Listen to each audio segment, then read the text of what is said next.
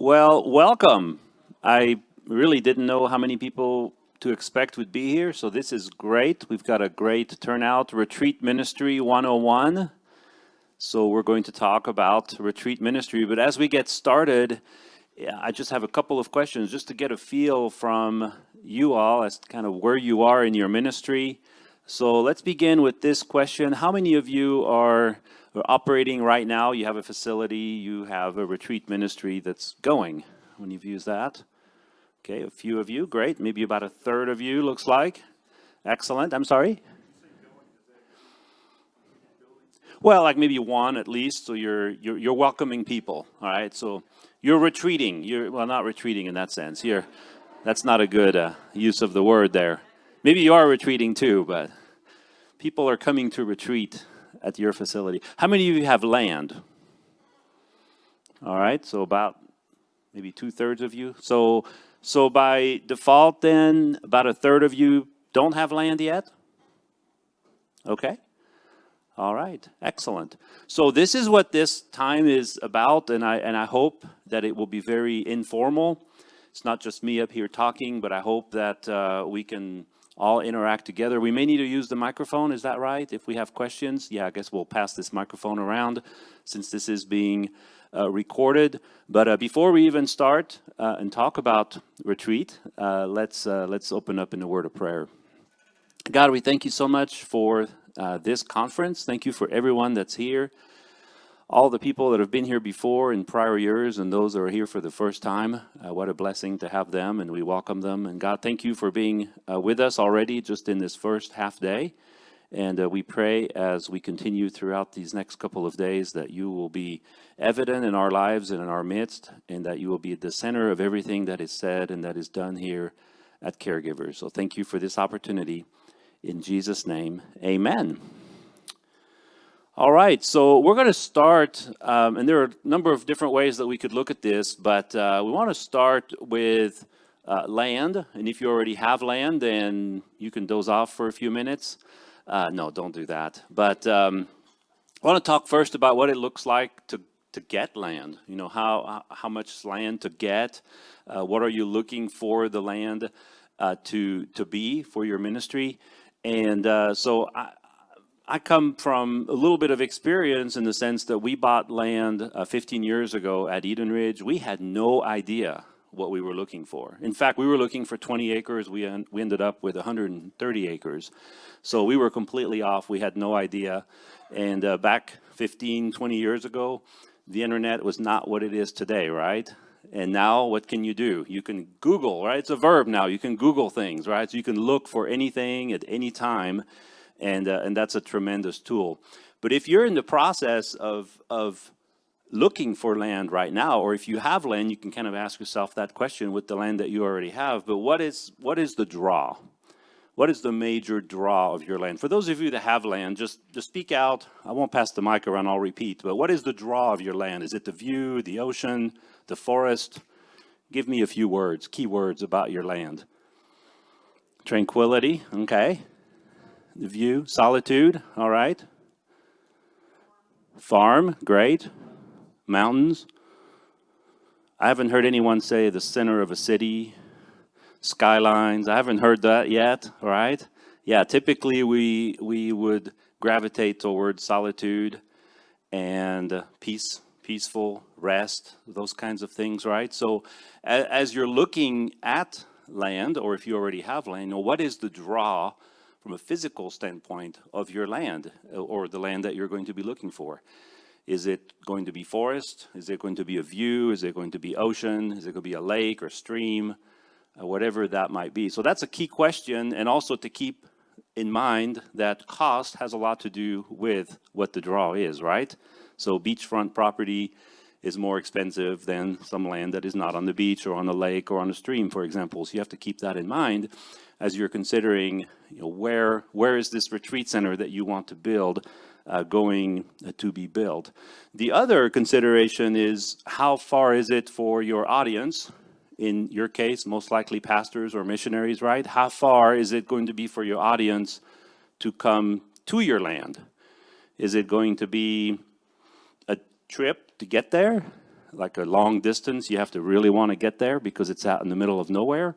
Or is it going to be somewhat in solitude still, always, but somewhat in an area that is well traveled and that people are most likely to be traveling through as they are traveling throughout the United States? So in our case at Eden Ridge, we cater primarily to missionaries, and so missionaries are traveling literally all over the country, speaking in churches and raising support and so forth. So they may have an area where they focus because they're from there, and they have certain churches that they reach out to in their area. But in the case of Eden Ridge, we wanted to look for something that was easily accessible so that people wouldn't have to drive 5 hours away from the interstate to get there. So that's something to keep in mind, is what is the distance for your audience, and also the accessibility of your property. So for example, and I use the Eden Ridge a lot as an example, of course, but Eden Ridge, our road in front of Eden Ridge is not that great. We were told when we bought it, it was going to be paved. That was 15 years ago. Still not paved. Well, it's paved-ish. I mean, it's, it's patched. I think they got the two words confused between paved and patched. They both start with the P, but there's a big difference. So we're waiting for them to pave it. So that is actually one of our issues at Eden Ridge. Is the road in front of Eden Ridge is pretty beat up. If you come to Eden Ridge, you'll be like, where is this place? It's the middle of nowhere. So that's something to keep in mind. And then, of course, on your property itself, what does it look like as far as the roads and the accessibility to reach the facilities that you want to build on your property? Which is the next point here, the buildability. Is it going to be steep? Is it flat? Is it rocky? Is it sandy? What is the cost going to look like in order to build on your property? And the next thing there is infrastructure. And actually, I kind of have a funny story about that in Eden Ridge. When I was introduced to the property that we ended up buying, I thought it was pretty. I thought it was beautiful. We had views. It was great. A lot of great trees. And we bought it. And then someone asked me, how are you going to handle sewage? I thought, well, I don't know. I have no idea. I don't know. They just have septic tanks and they come, and I don't know. I had no idea. I hadn't even thought about it. I knew nothing about sewage, never thought about it. Well, as it turns out, and that was a God thing, there's an area on our property that's flat, that's at the bottom of the property, and it worked perfectly for sewage. But we didn't know that. So that was kind of a little scare when somebody mentioned that to me. And I said, I have no idea. I never thought of that. So that's something to keep in mind. But as you think about sewage and roads and water and electric and internet and those things, that is so important. All of those things are extremely important to think through. So just because something looks pretty, that's what we did, turned out okay, but it could have worked out differently. Just because a place is pretty and it looks nice doesn't mean that it's going to be easy to build on. And I would add here, that's not listed on here, but what is the community like? Are they going to welcome you? Are they going to embrace your coming into their neighborhood to do what it is that you want to do? Can the infrastructure that's around you support what you want to do as far as water rights and those kinds of things? And of course, every ministry is very, very different. I'm involved with Chicano Ranch as well in Colorado, and one of the big issues there is water rights. That's not an issue for us in Tennessee. We have too much water. We don't know what to do with it most of the time. But in certain areas, water rights are a very big issue, and especially out west where it's drier. So that's something to think about. Are there any legal implications with the land? Anything legally that you're going to have to jump through, some hoops that you're going to have to jump through in order to be able to start building? I remember driving in some places out west, and they have these signs, right? Like land for $100 an acre or something like that. That sounds great, and it's beautiful, but you can't do anything with it, right? Probably cost you to actually own it, but you can't do anything there because it's so dry and so desolate and in the middle of nowhere. So, and then lastly, as you think about your land, what does it look like as far as development? And in some cases, it might be worth it before you actually purchase land. We didn't do this, but I would probably recommend it before you actually buy the land to involve someone with some experience to come out and look at the land from a development standpoint and say, all right, this is beautiful. Now where we're going to build buildings. Can we build buildings? And what looks buildable? To at least get some idea, either just from you and some of your friends and family and people connected with the ministry, but possibly, depending on where the land is, involving some professionals before you even buy the land just to determine what is the buildability of the land. So does that make sense as far as land? Y'all ready to go buy some land, right? How many acres are y'all looking, for those of you that are looking to get land in the next couple of years, how many acres are you looking for, do you think? 20 to 40? 100? Okay, great. Yeah, and there's no wrong answer, obviously. We always thought we would be able to we had saved some money to be able to buy land, and $100,000, that was our goal. When we got $100,000 in the bank, we're going to start looking for land. We didn't want to look for land before we had money because we would just be disappointed. We would find land we liked, and if we had $500 in the bank, we would be disappointed we couldn't buy it, right? It would be frustrating. So we had made a goal early on with our board that we're going to focus on raising the funds first, get $100,000 in the bank. It may be more or less than that, but at least that gives us something to work with. So when we find something, we have something to work with. And so that's what we did. We raised $100,000, and then we started looking at land. And I would say God brought the land to us, literally. I mean, there's a whole story for that, but we would have been hard pressed to not buy the land that we bought the way that it was brought to us. And we had the money to buy it, so it was great. So does that make sense as far as land? Yes, sir. Rob.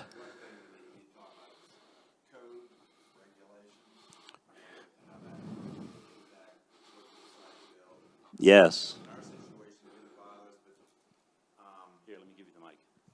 What happened for us is that we have over 200 acres, but when we built the cottages on it, they decided when we went for a permit, they said, well, if the next person that owns this place decides they want to sell the cottages, they're landlocked. So then we ended up having to carve out, just like you said, bring a professional in. Each of the cottages now is on their own separate parcel. It didn't make any sense, but we had to do that. So code restrictions, things along those lines, legal, do a good search of your property, make sure you understand previous uses, and if it's even going to be zoned for what you want to use it for. There could be situations along those lines too.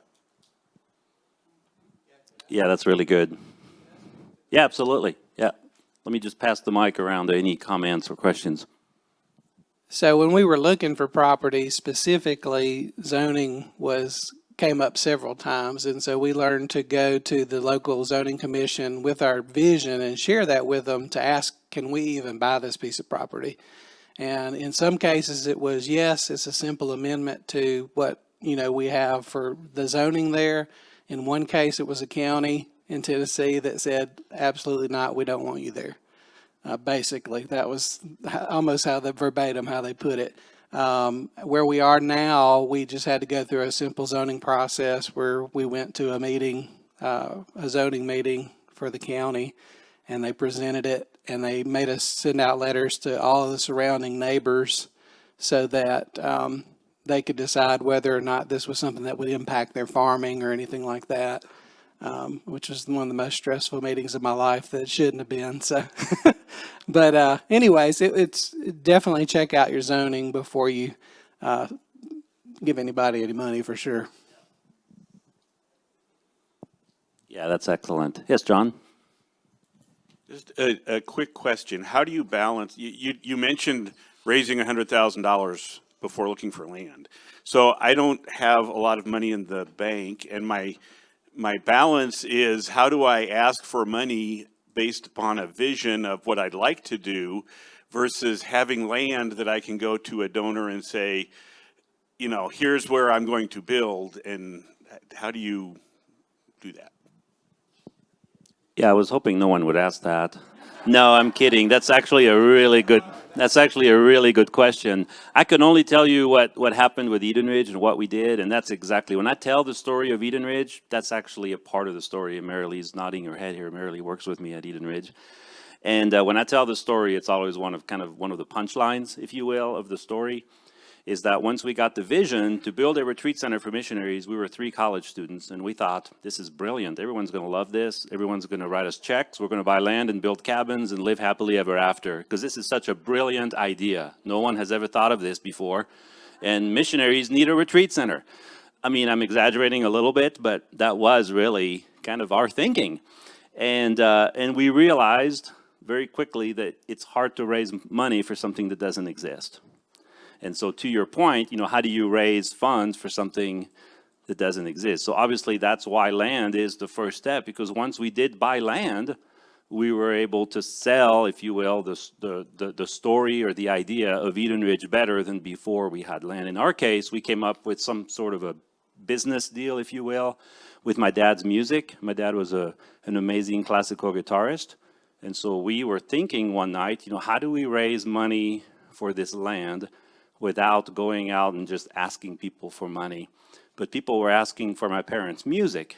And so we thought, well, we can get money from them and they won't think they're giving us money. They're buying a CD from us. And so that's what we did. We ended up producing CDs, and we had a goal that, as I mentioned, when we had $100,000 in the bank, we would start looking.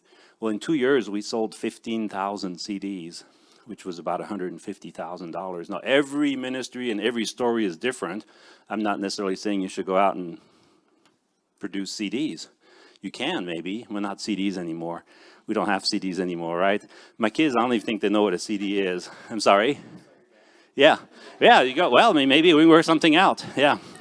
But I'm thinking, are there creative ways, whether it's having, and I know these are hard things to hear, but they're the reality, are there creative ways to raise funds, especially at the beginning, whether it's another job, whether it's making something, whether it's providing a service, working a second job for 2 years and saying every money that comes from that, we're not using, we're setting aside, we're going to donate it to the nonprofit, which becomes a tax write-off, and then the money builds up on the nonprofit side.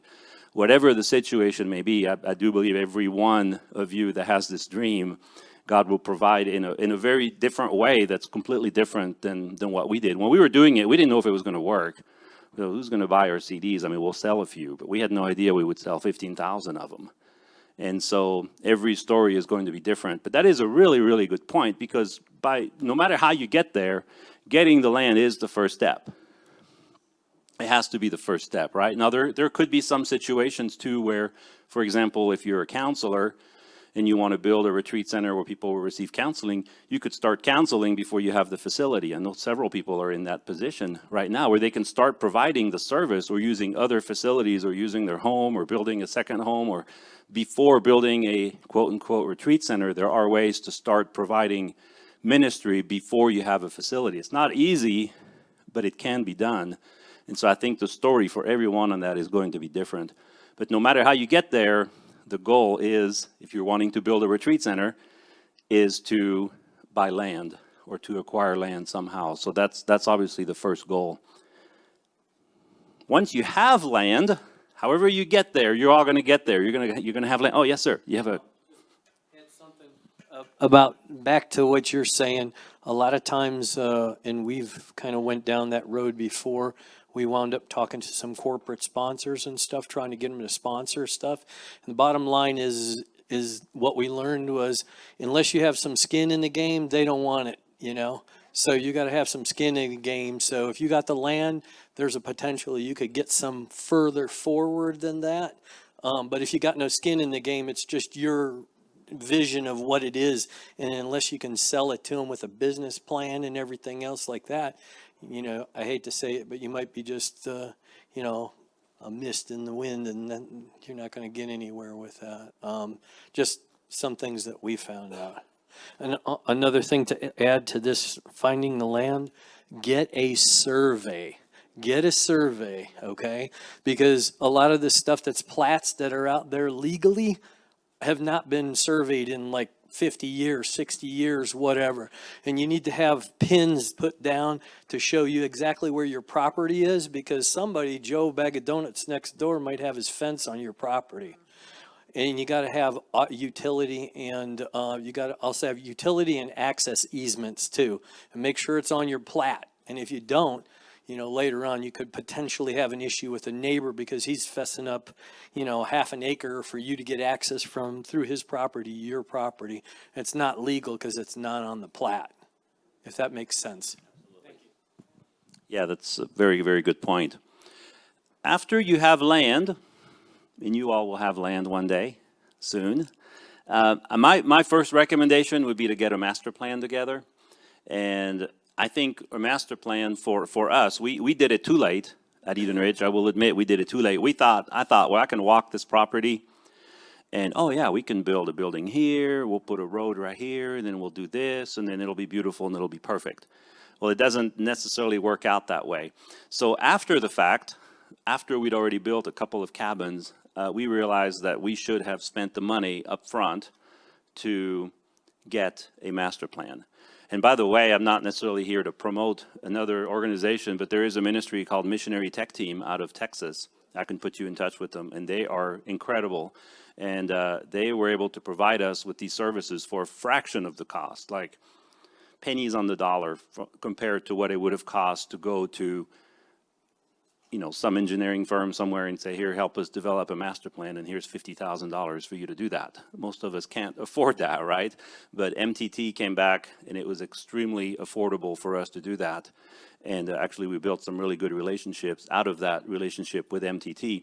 But my recommendation, and this is just an example here using ours, Missionary Tech Team. Yeah, you guys use them, right?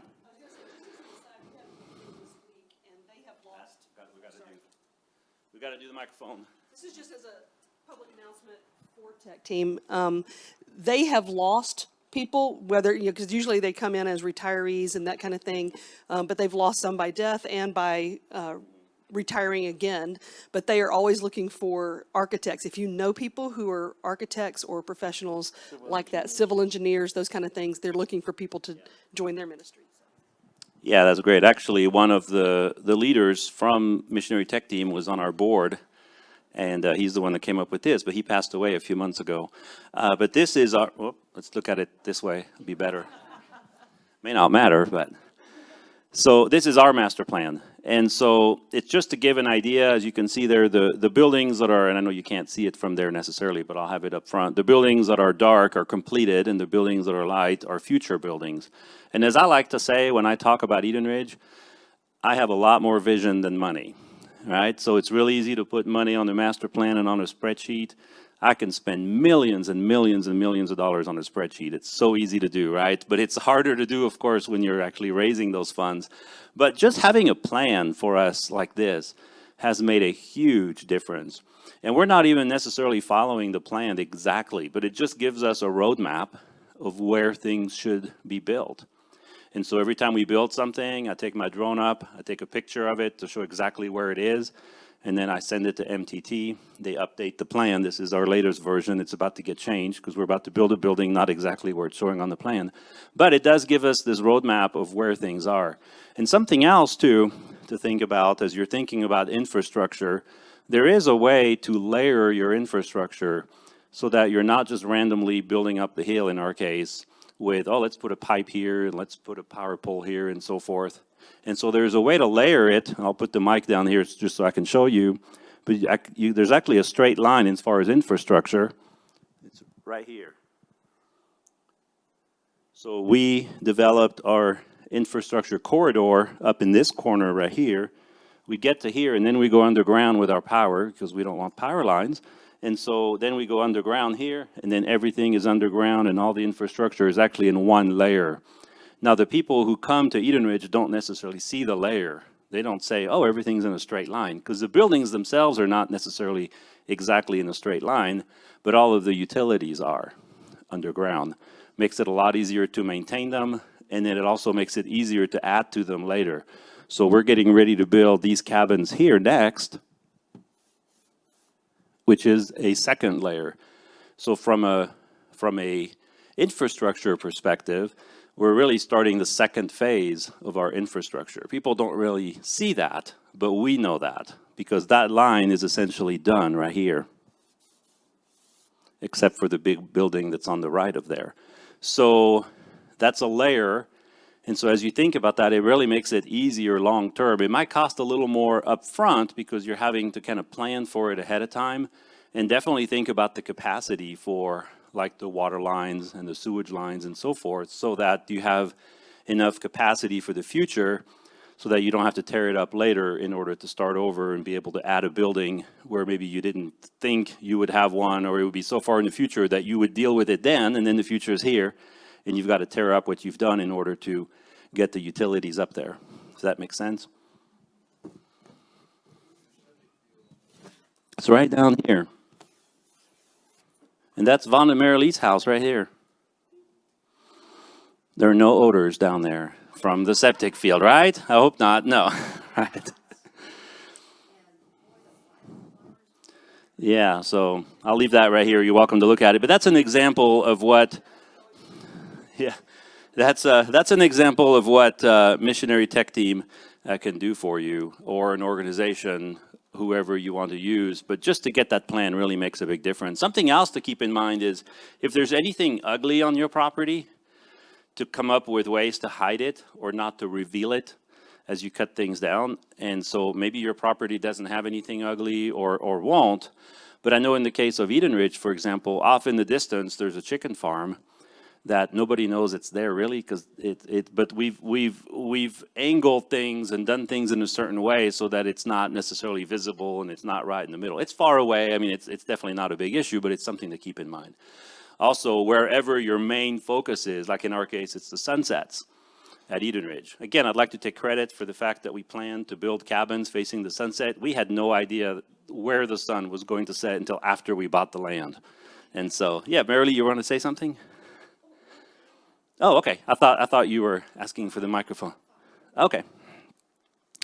So, and in anything, as you're adding infrastructure in particular, that you want to hide, like power lines, for example, that's something that is cheaper, definitely, to do up front than it is afterwards. So if you run power underground, the electric company will typically work with you to do that. You're going to pay a little extra, but they're going to do that for you because you're running it underground and you're going to pay them the difference. But if you have power lines and then you want to try to bury them, it costs quite a bit more to do it then. So then as you think, so we've got all the infrastructure, that's kind of the boring stuff. Yes? One thing on utilities, if you don't mind. One lesson we learned on utilities. So built our tiny houses up on a mountain, and so getting up the mountain was quite the feat, okay? So wherever you're thinking about putting your utilities, walk the utility line. People are looking over there, oh, that's pretty steep down there. You probably can't run it down that way. You got to come up the driveway. And so if it came up our driveway, it'd be 1,900 foot, okay? So you run the numbers on that when you're pulling water and electric, and you don't want to do that. Well, my wife here is really smart, and she's like, okay. She got me a drone for Christmas, so, okay, now we took a picture of it, and we know exactly where it's at and everything. Awesome. That was a God thing. So I just want to say that because some things aren't like they appear, okay? It looks like it's pretty sloped, but, you can't go that way. But you can find somebody that can dig it. And our utilities wound up, it was like, 500 foot from the pole up to the main transformer area. And then our water was like 900 foot. Whereas if I would have listened to the other guy who told me, it would have been 1,900 foot. Huge money saving. Oh, sure. No, absolutely. Well, and anytime you can bury the power lines, for sure, it makes sense because, one, it looks better without the power lines. And also in the winter, you have less chance of trees falling on the power lines. If something happens on the main street, the power company is more likely to go get it first than if it's on your property, even though it's their power line, but it's just affecting only you. We ended up putting in emergency generators for our cottages for exactly that reason.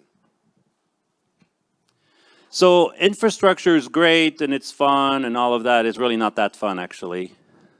Yes, was there a question back there? Oh, he was saying they put emergency generators in their cottages. Yeah. So at this point, you're building your infrastructure, right? So step one is getting the land. Some of you are already there. Step two is getting the infrastructure. Some of you are working on that, or maybe you're already there. And then step three is really the more exciting one, right? What is that? Building, right? People don't like to pay for things underground necessarily. It's hard to raise money for a sewage road or a sewage pipe and roads. It's just harder to do that. So when you get ready to actually build structures, that's when it gets really exciting, and that's really when you can start really showing people what you're going to be doing and actually bring them on the site. Now, what we did at Eden Ridge was to build a pavilion first, and we did that very strategically because we felt we didn't have any money to build buildings yet. And so we thought, well, let's at least build something that we can bring people to Eden Ridge and see it.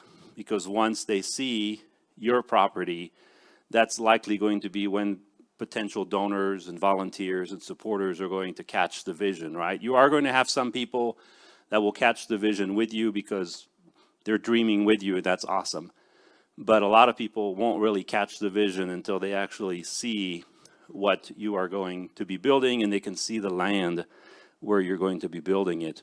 So think strategically about that, and that's where it's really good to have that master plan up front, even spending a little money, so that if you are going to build some sort of small pavilion or a prayer chapel or something that you're going to build first, that might not be the grand vision, multi-million-dollar buildings that you're going to build, right? But something that you can build sooner because it's less expensive, to be sure that it's located in the right place. And also, typically, if it's in the right place, it's going to be in the center of things, and you can point. Right here, we're going to build this. Then if you visualize it, we're going to build this, and then you can start, selling the vision, if you will, to the people that come to the property to check it out that you've invited. And if you think about the life cycle of a building, whether it's a main building or a cabin or whatever it is that you're going to be building on your property, I've listed those there. This is not an exhaustive list by any means, but just a list that I came up with. First of all is the concept. That's usually you guys, right? The visionaries behind your ministry. You're the founder, you're the president, you're the ones that are really kind of pushing this vision that you have. You see it in your head, right? All of you see exactly in your head what your buildings are going to look like in the future. I know I did. At least you have an idea of what it's going to be like. And so that's the concept. And then the first group that you're going to have to sell the concept to is probably your board, right?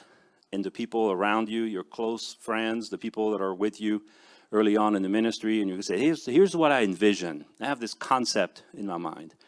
And I have come up with several concepts in the past, including for this latest building that we're getting ready to talk about at our next board meeting next week. And I actually use Excel. I know that's crazy, but I use Excel because it's really easy to do. I do Excel for everything. I love Excel, but I know it's designed for numbers, and I do that too. But you can actually do some concept drawings with Excel of what your floor plans are going to look like. And you don't have to worry about the lines being crooked because you can't make them crooked in Excel. They're straight. So you make all your cells exact perfect squares. Every square is a foot, and then you start having fun. And so so that's what I do. And so typically it starts with the concept, and then it has to be approved by most likely your board of directors or whoever you're working with to approve the concept. This is what we're going to build conceptually. It's not exact. Nothing's exactly in the right places and everything like that. And by the way, if you are going to do Excel, you can download clip art for different furniture and ovens and all this kind of stuff. So you can make it all work and look very, very nice in Excel. Once you have it approved by whoever needs to approve the project, maybe it's yourself or whoever you're working with, then I would recommend going to the design and the architectural phase.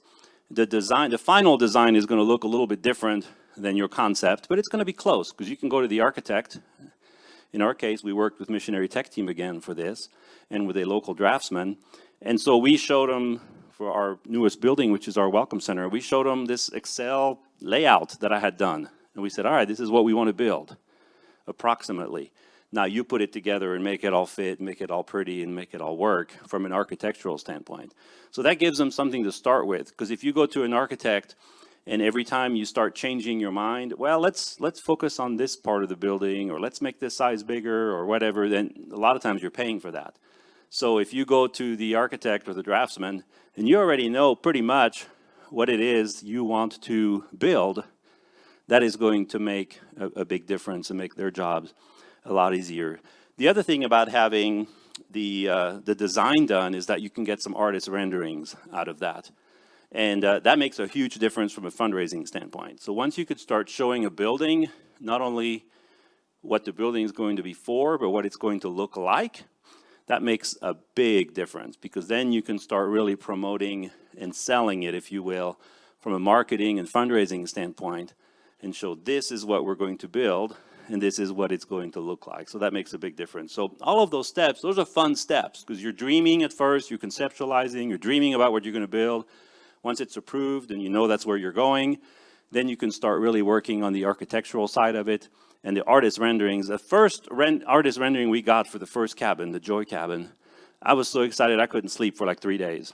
I stared at that picture of that rendering for 3 days without sleeping. I was so excited. I know it's just the way I'm wired, but I would look at it and I would stare at it and I would just visualize and I would just like, I can't wait to build that. I was so excited.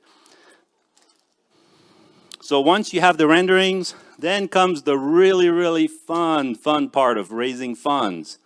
And that is so much fun. And all of us love to raise funds, right? We love to go out and ask people for money. It's so great.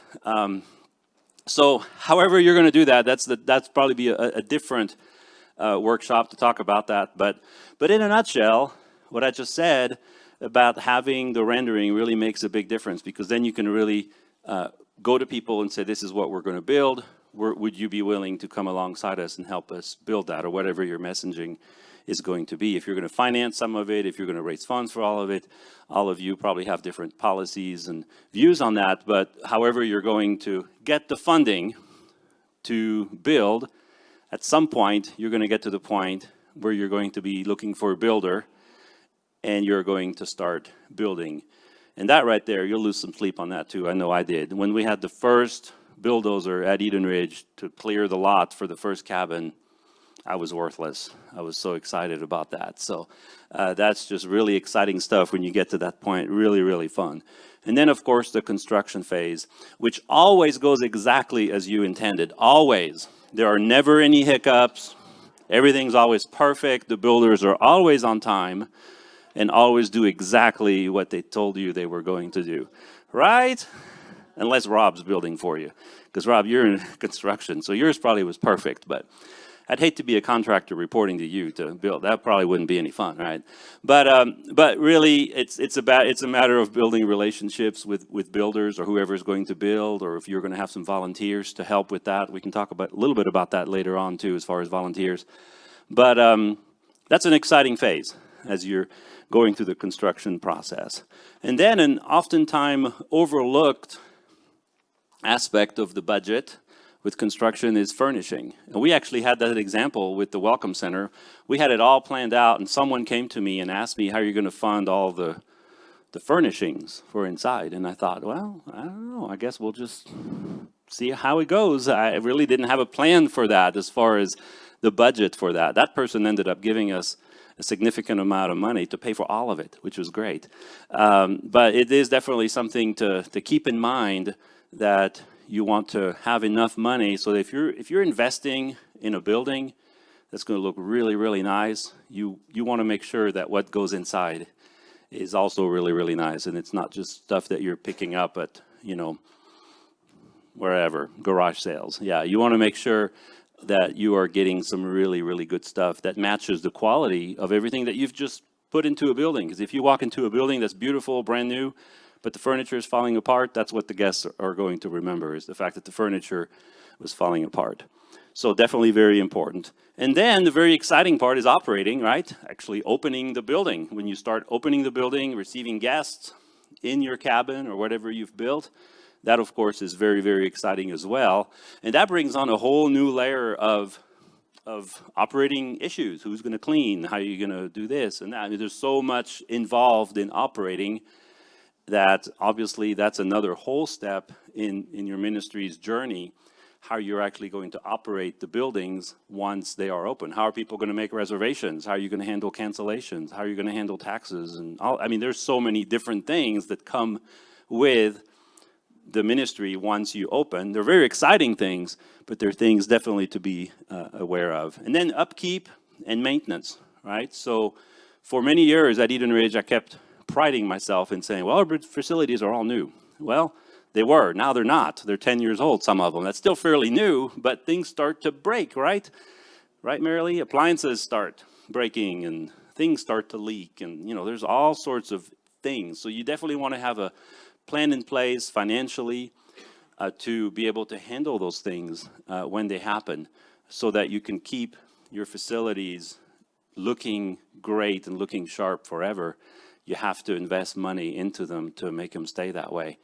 And so I know it's really easy. I know it was easy for me because everything was brand new to just kind of ignore that. But it will eventually catch up with you and things start to get old and need repairs. Yes, sir. Do you have a percentage that you put aside? Yes, we set aside about 10% of everything that comes in. We set it aside. Now, that doesn't mean we don't use that money, because we can use it, but it's set aside internally for those kinds of things. So when someone comes to me and says, hey, we need to replace the water heater in one of our cabins, the answer is not, sorry, we can't afford that.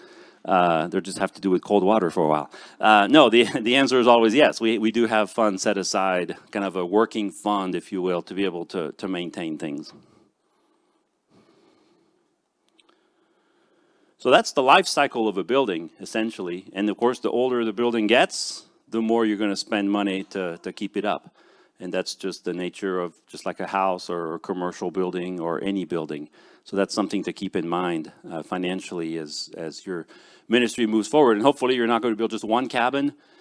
I use cabin as an example, whatever it is that you're going to build, cottages or whatever they are. Once you've built one, most likely you're going to want to build a second and a third and a fourth. And so it becomes a cycle, right? And it's definitely important to keep the maintenance side of it in mind.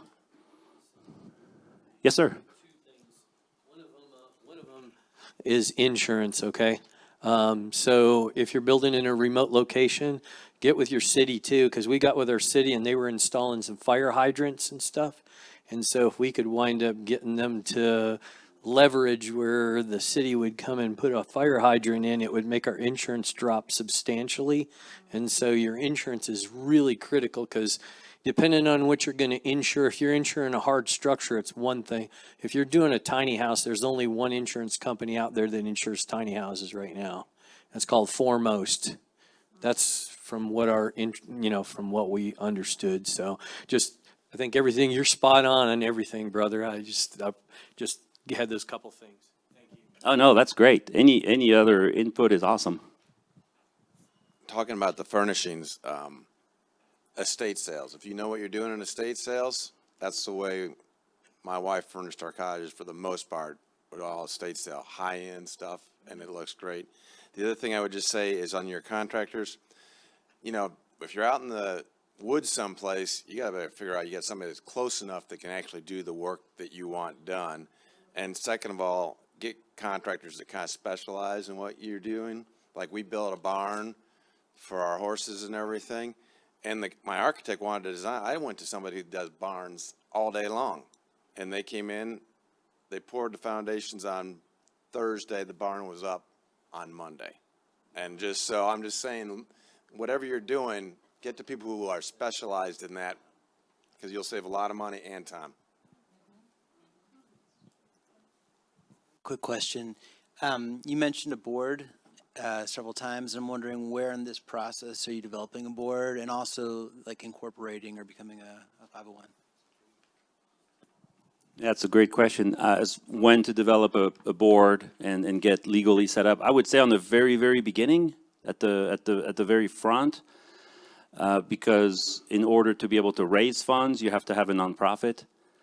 So if you are going to fund your project through donations, you're going to have to be able to go to donors, and they will want a tax write-off for the donation to you, to your nonprofit. And then you can start, sheltering is probably not the right word from a legal standpoint, but you could start putting things under the nonprofit that relate to the ministry. So if you have your ministry set up and you're taking a potential donor out to dinner, that can come out. Or even if you're the one funding the nonprofit side. I know I did that for many, many years. I still do in some cases where, even just like coming to caregivers. Like I'm paying for my own stay, but I'm giving the money to Eden Ridge to pay, because that way it's a tax write-off. And it's perfectly legit because I'm here representing Eden Ridge. And so I can do that. So it's costing me the same amount of money, minus I can deduct it from my taxes. So you can start doing a lot of things if you need to buy a tractor or fuel for the tractor to mow, if you have land and so forth. The more you can put under the ministry's umbrella, the more you can save with your taxes in a completely legitimate way, and that's what it's intended to do. So that's a good way for yourself to be able to start putting the money through the nonprofit, but also as you're raising funds, more importantly, you want to be able to show that you have a nonprofit status. So I would say the board will be required for the nonprofit anyway. I believe you have to have 3 members to start with. At least it was when we started. I don't know what the law is now. But whatever the law is in terms of having a board of directors with officers on the front end, I would say would be important to do early on, if not as the first thing.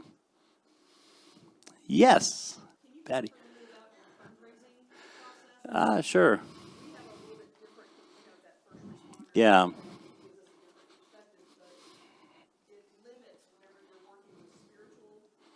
Right.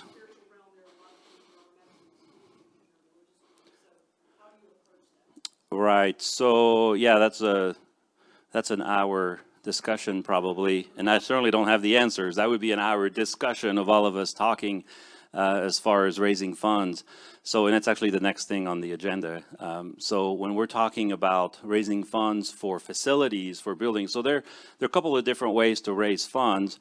What we've approached at Eden Ridge, and this is fairly new, we are focusing on building relationships with people and not on raising funds. So obviously the funds part of it is an important aspect of it, but we're using this pyramid concept where at the top of the pyramid is your family.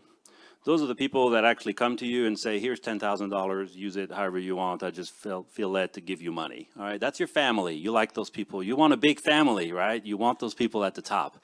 Typically, you only have a few of those. You may be yourself the family. You're the one that's funding your own ministry or the people that you know, right? So that's at the very top. Then you have people who give regularly, and then people who'll give once in a while when you put some project out there. And then the bottom of the pyramid is what we call the interested people. Those are the people that are willing to listen to your story. They're willing to follow you on Instagram or on Facebook. They're willing to sign up for a newsletter. Maybe they're willing to come up once a year and help plant flowers or something like that. They're interested people. They're not necessarily in, but they're interested. And the whole idea is to move those people up the pyramid. And so we've been focused on really developing the relationships and then letting God determine where the people land. And the idea is people come in at the bottom. Sometimes somebody can jump up right to a family. We've had an instance like that, or a couple. People, you just meet them, and then all of a sudden there's a check, and they're like, we're in, we want to support you, this is awesome. And what can we do to help? That's rare. Typically people start at the bottom. They're invited to some event, or some way they're getting introduced to your ministry, and then they start moving up that ladder. So that's what we're doing. In terms of building the relationships. What we've done recently, just in the last couple of months, is to realize that there are donors that like to give to different parts or different aspects of your ministry. And so some people really get excited about buildings or land or physical things. They're like, I want to help you build this building. Maybe you have somebody that wants to do that. They want their name on it, or they want some plaque. I mean, they're really about the building, or maybe they don't want to be recognized, but they want their money to go towards an actual structure. That gets them excited because they see physically, tangibly what they're giving money to. Then there are other people who think buildings are great, but they don't want to support buildings. They really don't care that much about the building. They care more about your ministry side. So we've actually just started this at Eden Ridge. It's a sponsorship program where people can sponsor a missionary to come and stay at Eden Ridge, and in our case, get the 80% discount that missionaries get. Now the money stays the same. Any missionary gets the 80% discount when they come to Eden Ridge. But what we're doing is we're linking a donor to a guest. So in that case, the donor is going to get a thank you note from the guest, which we know the donor cares about that because the donor wanted to give the money as a scholarship to a family. They don't know the family, but that donor is going to get a thank you note. So we know there's a connection there. And then in our case, we've got a fundraiser project going on right now where people can buy bricks so they can buy something with their name on it that's going to be part of a walkway. And then legacy and planned giving for people who are interested in thinking long-term about leaving something to a nonprofit. after they pass away. So those are kind of our 4 avenues. So what we've decided is everything's going to revolve around those 4 avenues for the foreseeable future, because there is such a thing as donor fatigue. If you keep going to the same people all the time and say, okay, now we're building this cabin. Now we're going to build this. Now we're building this. Now can you help us with this? Now, would you buy this? Would you, after a while, people get fatigued. They get tired of being asked over and over. At least some people do, from the same ministry over and over again. And after a while, they're like, I just gave you $100 last year. Okay, I'll give you another $100 this year. But it's more like a tip, right? They're not really in.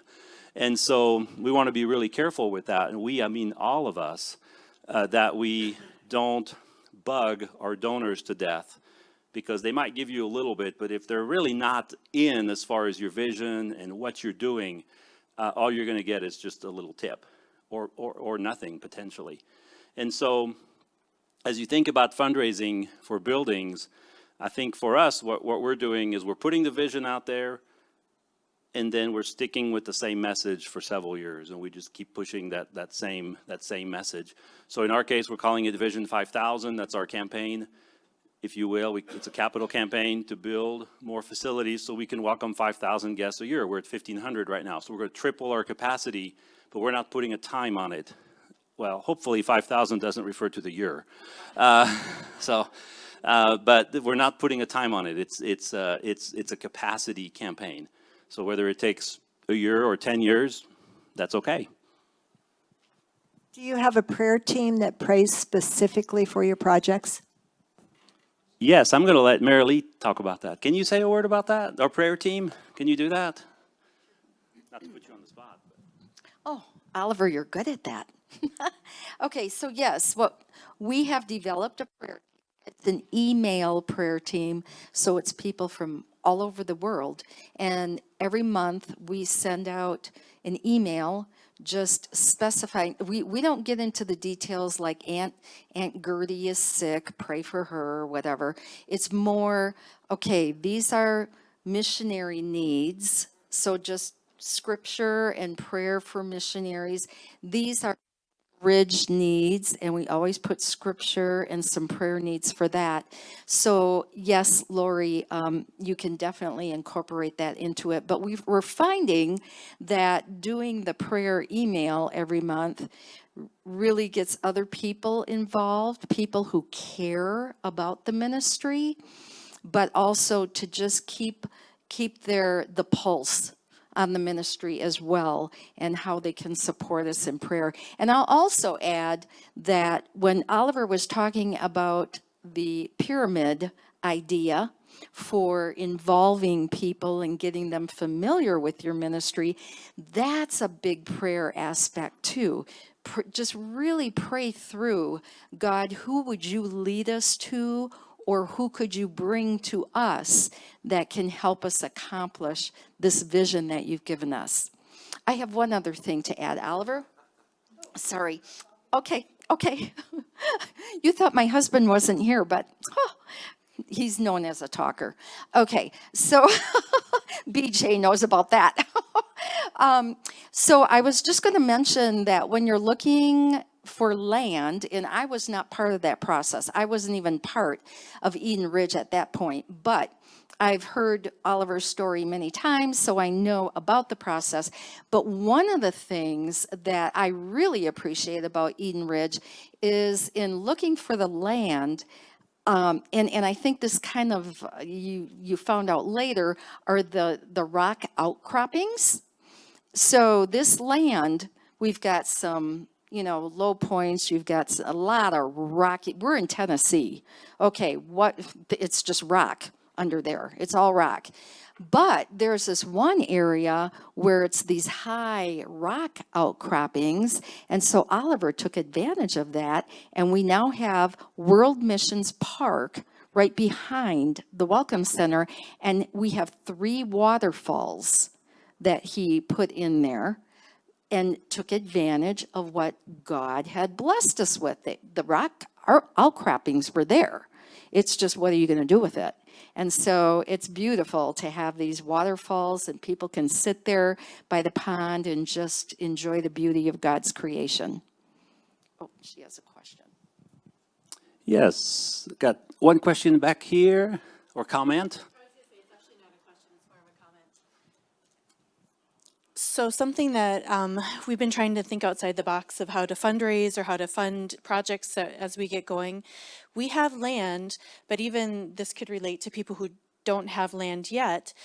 There are grants and programs available through the USDA for conservation or forestry or land management that they will do, if you qualify and if you are given a grant, that they will do like a 20-year contract that if you do what is suggested for forestry management, logging or planting, or if you have agriculture or chickens or something, they actually will give you a sizable grant. And they said, the guy who's working with us said there's a lot of money to be had right now if you're willing to do the paperwork and do that. And we're hoping that by doing this on our land, we'll report on this next year, that we will actually have some logging done. That will then be some income for us. The project will pay for itself, but then also give us some money to be prepping the land to go forward for cabins and so on. And all we had to do is just call the guy and say, hey, we're interested. So it's USDA EQIP, EQIP program.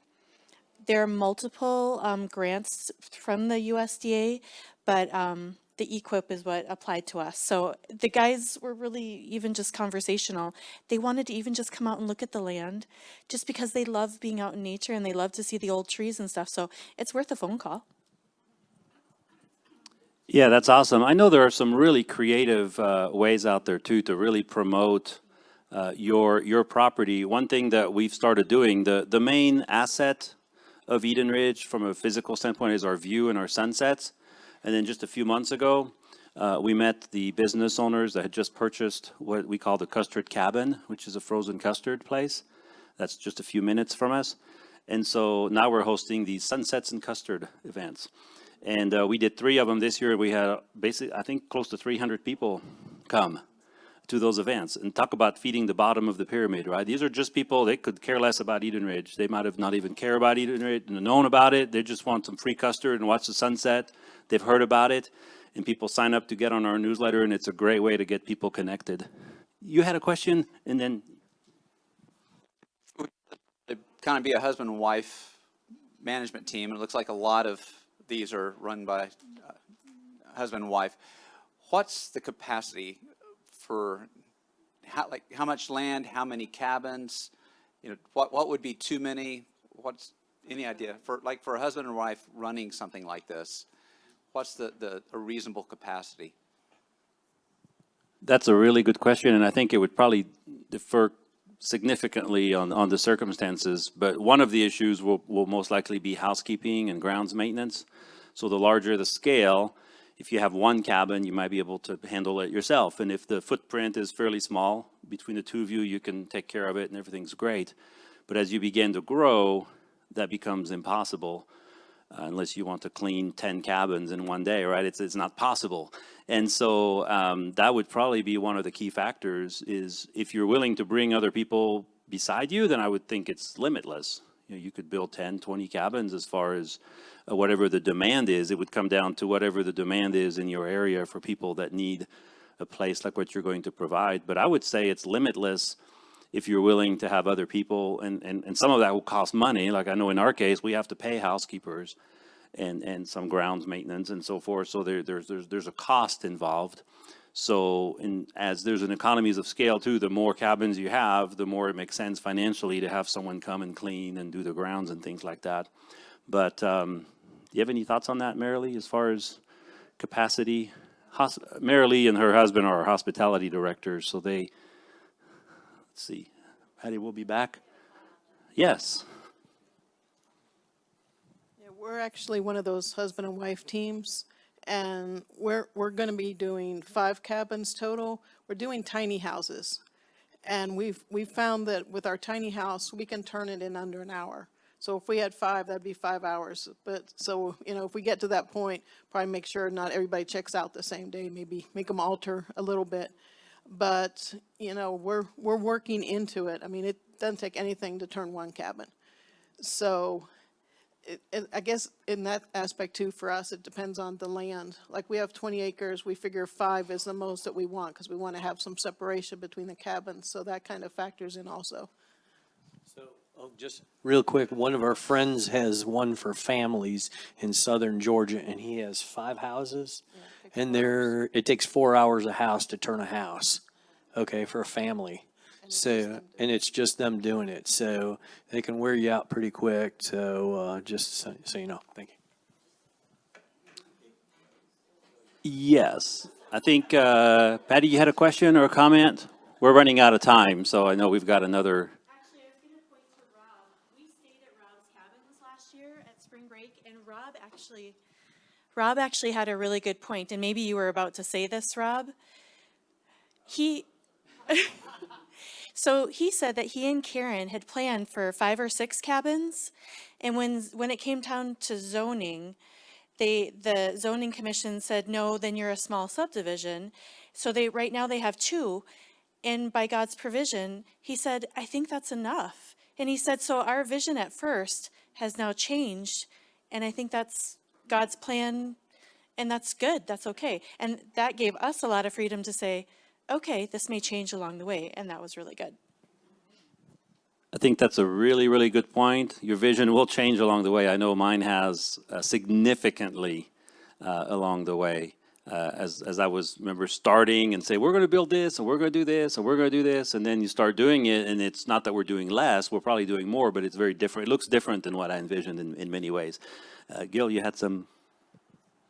I just had a comment. I'm subscribed to the Eden Ridge email for a couple reasons. First off, I think Oliver and his team are geniuses when they come to some of this stuff, because not only the sunsets in custard, using local talent to bring custard in, but it brings people into that bottom layer of the pyramid too, and brings people from the community in. So they don't think of, oh, he's building a bunch of stuff up there. He's building a commune, all that stuff. They go, wow, we go up there and we get to watch the sunset and eat custard, or we get to watch stars because they have a stargazing thing coming up. And I'm just thinking, holy smokes, for the folks that are having issues with neighbors or zoning commissions or stuff like that, all of a sudden they're giving back to the community. And so as a result, the next time, if he ever has any zoning issues, they're going to go, oh yeah, you're the custard and sunset guy. They're not going to be he's building 6 more cabins guy. Yeah, the National Park Service actually reached out to us about hosting what they call it, Waterways of the Sky, something like that. So that's next Friday at Eden Ridge, because we're out in the middle of nowhere. There's no street lights, or at least none that we can't cover up. And so they're going to bring a telescope on site, and we're inviting people to just come and look at the stars, and they're going to have a program. So we didn't even seek that one. I think they reached out to us. So, but yeah, your vision will change. I think that was a really good point you had back there. It's also to be flexible and open to God's leading. I know in my own understanding when I was starting, as I was saying, I had a pretty set idea of how things were going to be, and it looks different today, but I would say it looks better. And so I think it's important to let God work through us, all of us, and our visions that we all have. I think it's amazing. It's awesome. And by the way, the next session, which I think is I'll do a little plug for it here, is 1B, is on ministry retreat collaboration. What would it look like for ministries that are in retreat ministry to work together on various levels? So we're going to have a whiteboard session on that here in a few minutes in room 1B. But I think we're out of time. I wish we could continue, because I know, Rob, did you have one more comment you wanted to make? If you're doing it with a husband and wife team, just make sure you plan for your own time and time you shut your place down, because we do it, Karen and I, plus we have one housekeeper and we have grounds people. But if you don't do that, you will burn out. We have larger cottages. It obviously takes time to turn them, but that's really important. And you have to have a team effort. Absolutely. Being able and willing to share the load. I know that it's been amazing at Eden Ridge to have so many volunteers and people like Vaughn and Marilee and others I couldn't do it. I was gone for 2 weeks recently, and I was fine. It was like, oh, I know everything's good. I'm not worried about anything because Marilee was there. So All right, let me close us in prayer and then we'll be dismissed. God, thank you so much for this time. I thank you for each and every one of these people who are here today representing so many different dreams and visions and ministries that exist and ministries that will exist soon. Facilities that will be there to offer rest and recuperation to missionaries and pastors and Christian leaders. And this right here in this room, there are a couple of dozen of such ministries that are represented, and that is awesome.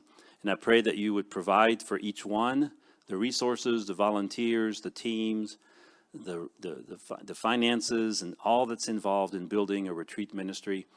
And just pray that you will provide for each one of these. Thank you for our time together now. In Jesus' name, amen.